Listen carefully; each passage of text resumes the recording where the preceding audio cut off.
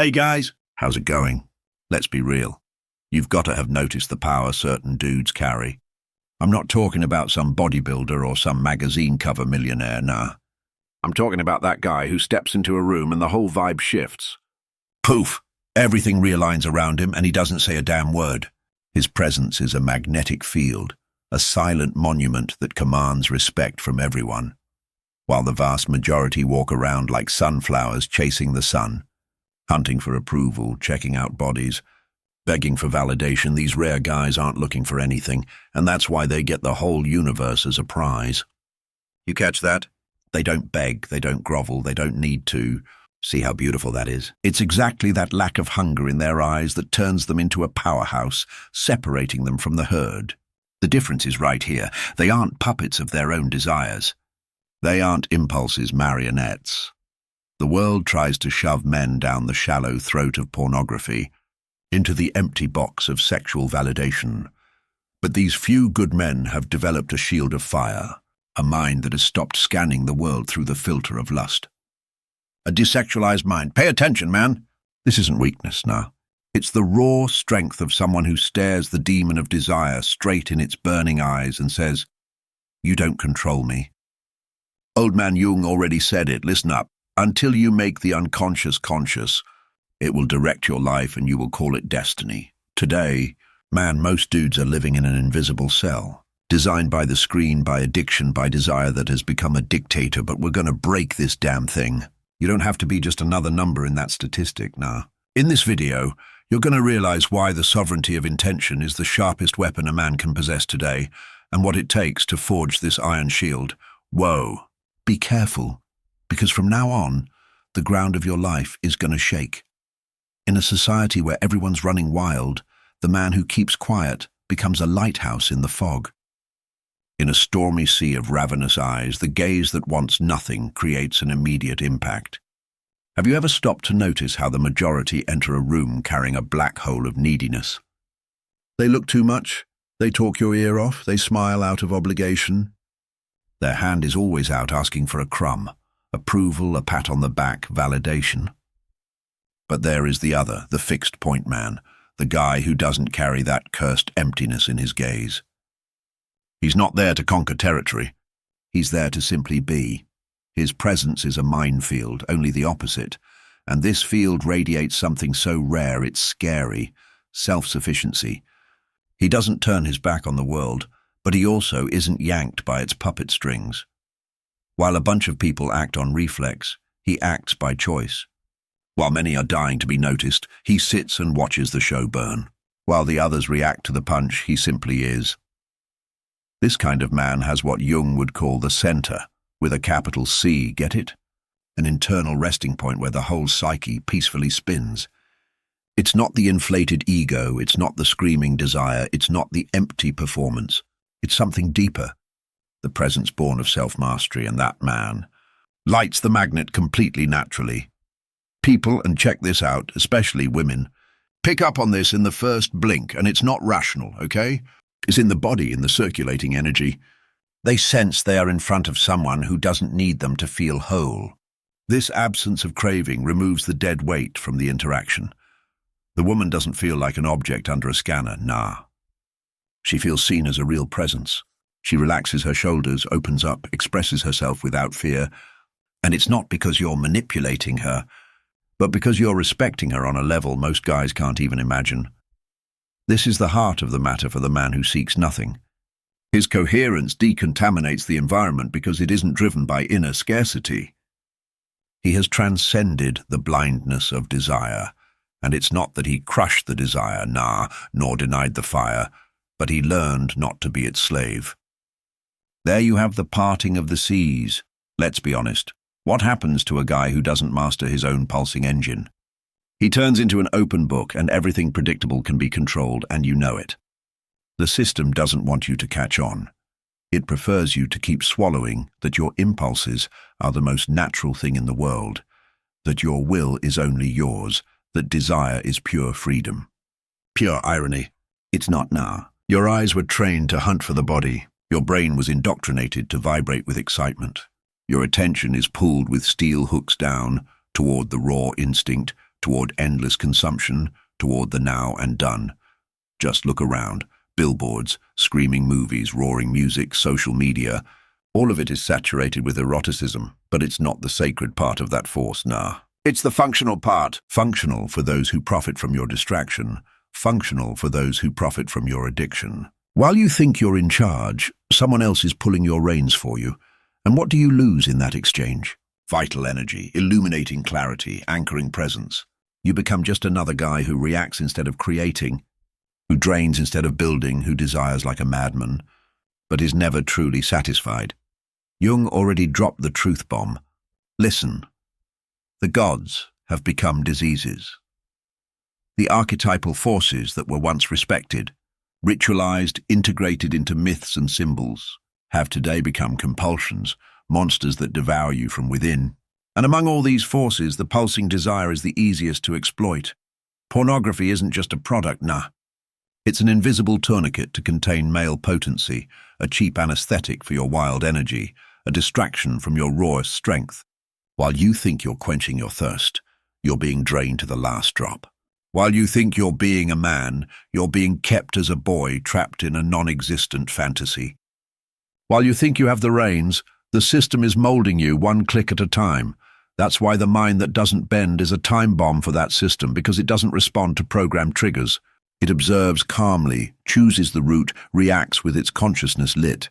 It destroys the vicious cycle, and the guy who breaks the spell becomes an unknown quantity. This man can no longer be hooked with promises of instant pleasure, can no longer be dragged by visual bait. He can no longer be reduced to the animal the system wants him to keep being. Why? Because he sees, damn it. You can hide what you think. You can control your speech. You can train the way you walk. But there's something you absolutely cannot fool, the vibe you give off. Women feel that energy before you even say good morning. And, contrary to what the fools think, it's not looks, nor muscle, nor bank account that defines a man's impact. It's his relationship with his own inner fire. The guy who lives glued to his sexual impulse, who is led by it, who hides it on the outside but cultivates it in the darkness, carries a presence that weighs tons. His eyes give away the game his mouth tries to hide. His attention drifts during conversation. His body is always tense. His energetic field screams for something: approval, surrender, validation. The woman feels that noise, even if she can't name the monster. Her nervous system picks up the interference, her body turns to stone, her heart locks up. She might even smile on the outside, but inside she's arming herself to the teeth. Jung explained this tragedy with the projected anima. The man who hasn't paid attention to his inner feminine side throws it onto women. He doesn't see the woman who's there, nah. He sees a screen to project his own fantasies, a generic remedy to cure his loneliness, a distorted mirror to soothe his neediness. And the saddest part, he doesn't even realize he's doing it. The woman, on the other hand, feels that dead weight as a reduction. She realizes she's being used even if the usage is silent. She finds herself forced to wear fantasies. The unattainable muse, the understanding mother, the soap opera lover, anything but herself. And that's why the guy who forges a mind that doesn't reduce stands out like a pine tree in the desert. He sees, but he doesn't devour. He hears, but he doesn't manipulate the conversation. He's present, but he doesn't demand her soul. His vibe is clean as spring water. His gaze is direct, but clear of filth. His attention is whole, but free from chains. This presence says something vital: security. Not the security of the poor guy who feels nothing, but that of the warrior who feels the fire and chooses to channel it, not be its prey. It's in this space, this safe haven, that the woman truly blossoms. She truly opens up, shows her scars, trusts, because she finally ran into a guy who doesn't want her as an escape, but recognizes her as a force equal to his own. Most men have never truly looked at a woman, get it? They see functions, bodies, fantasies, but not her essence. What they see without knowing it is the anima itself, the feminine image that dwells in the basement of the unconscious. This internal image is stitched together with memories of the mother, boyhood idealizations, unresolved experiences, and when a man refuses to accept this image as part of himself, he expels it. He starts hunting on women's faces for what he should have found in his own being. That's why so many men idealize women, build sandcastles, become obsessed. They don't love the person, nah. They love the solution she represents for their emptiness. She becomes the lifeline for loneliness, the antidote for pain, the escape route for neediness that can never be satisfied. But the message gets through. The woman feels the burden. It's not love, nah. It's projection. It's not affection, it's a demand that sucks the soul dry. And that projection is opaque and oppressive. It forces the woman to perform a role she never chose. She becomes the goddess of clay, the savior who will heal the man, or worst of all, a mere object of fast consumption. And the more she tries to be who she is, the more the man distorts her to fit his internal mold. That's why so many relationships sink without clear explanation. It's not a lack of love, it's an excess of projection. The guy wants the woman to close the hole he refuses to look into. But when the man starts doing the inner work, when he puts his finger on the wound and understands that everything he's hunting for is hidden inside, then the game changes. He stops demanding, starts listening, starts seeing. The woman steps off the screen and becomes flesh and blood, and she feels that shift. She's no longer forced to be a character. She's welcomed as a free presence. She's no longer interpreted by a blind director. She's finally seen. The man's gaze stops invading and starts meeting. That is the sweetest fruit of the mind that liberates itself. It doesn't ignore the presence of the anima, nah, but integrates it, and in doing so, frees the man from the vicious need to use the other as a mirror. The old alchemist Jung was right. The meeting of two personalities is like the contact of two chemical substances. If there is a reaction, both are transformed. But a true reaction only happens when there is no projection. There is only meeting when there is pure presence. And there is only pure presence when the pulsing desire leaves the throne of master and becomes a servant of the commanding consciousness. Check out our culture, man. We live in a culture that leaks energy. Men who squander their strength for any cheap stimulus. Men who confuse noise with virility, consumption with power. But there is a hidden truth, silent, ancient, forgotten by time. The guy who retains his intention creates a magnet. I'm not just talking about holding back physically, nah. I'm talking about something deeper. The retention of focus, the capacity to hold your aim, to contain the rush of the conquest, to sustain the fire without throwing it out like an uncontrolled volcano. This man doesn't chase.